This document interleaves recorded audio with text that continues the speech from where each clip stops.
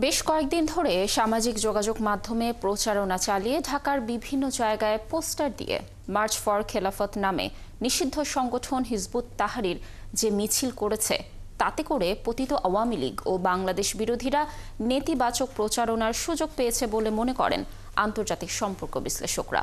তাই সরকারকে এসব বিষয়ে শক্ত ও সাহসী পদক্ষেপ নেওয়ার পরামর্শ দিচ্ছেন তারা।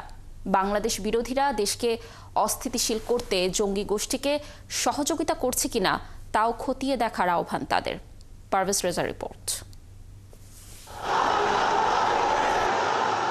শুক্রবার মার্চ ফর খেলাফত নামে রাজধানীতে শোডাউন করে উগ্রপন্থী নিষিদ্ধ সংগঠন হিজবুত তাহরির।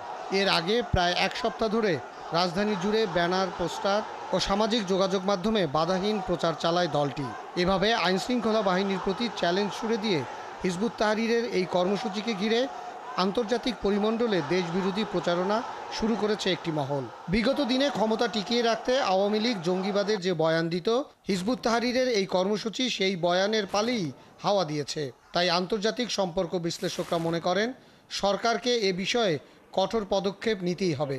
বাংলাদেশের বিরুদ্ধে যে অপপ্রচারগুলি আছে, মূলত যেটা আমরা দেখতে পারি ভারতীয় মিডিয়া এবং কিছুটা হলেও ফার রাইট যে মিডিয়াগুলি আছে বিশ্বে, সেই ন্যারেটিভটাকেই ভ্যালিডেট করে এবং এই জায়গাটা আমার মনে হয় বর্তমান সরকারের দুর্বলতাটাকেই প্রকাশ করে। হিজবুত তাহরির বলতে যাকে বলা হচ্ছে, এদের দৌড় কতটুকু যদি আসলেও থেকে থাকে, এদেরকে নিয়ন্ত্রণে নেওয়াটা খুবই সহজ এবং পুলিশ ইচ্ছা করেই হয়তো চায় যে এখানে একটা সুযোগ করে দেয়া আন্তর্জাতিক ক্ষেত্রে ভারতের অবস্থানকে। বাংলাদেশকে অস্থিতিশীল করতে বিদেশি গোয়েন্দারা এই জঙ্গি গোষ্ঠীকে মদদ দিচ্ছে কিনা সেই বিষয়েও অনেক বিশ্লেষকের সন্দেহ আছে। আমার সন্দেহ হয় যে এখানে রয়ের কোনো কারসাজি রয়েছে। হয় টাকা ঢেলেছে, না হয় তারা এই ধরনের